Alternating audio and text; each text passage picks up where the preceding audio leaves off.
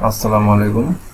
আমি এখন একটি সমস্যা করছি, সেটা হলো যে আমার এই ওয়েবসাইটটাতে এই যে ওয়েবসাইটটা আছে এই ওয়েবসাইটের মধ্যে প্লাগইনে ঢুকলাম।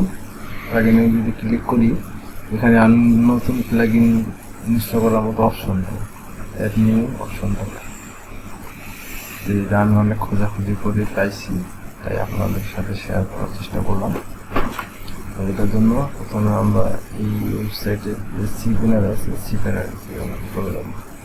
সিপেনারে যায় এটা যে ডাইরেক্টরি আছে, এটা যে পাবলিশ টেনের ভিতরে এটা যে এখানে ইনস্টল করা আছে সেখানে গিয়ে এখানে ডাব্লিউপি কনফিগ এটা করলেন, তবে এখানে দিবেন বসাই দিবেন ডিফাইন ডিসেবল ফাইল এডিট এই দুটাকে খরচ করে দেবেন,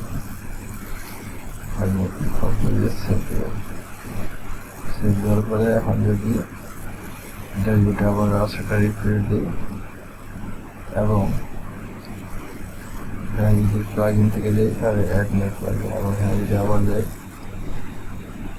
তাহলে অ্যাড নিউ প্লাগইন অপশন আছে। Thanks for watching.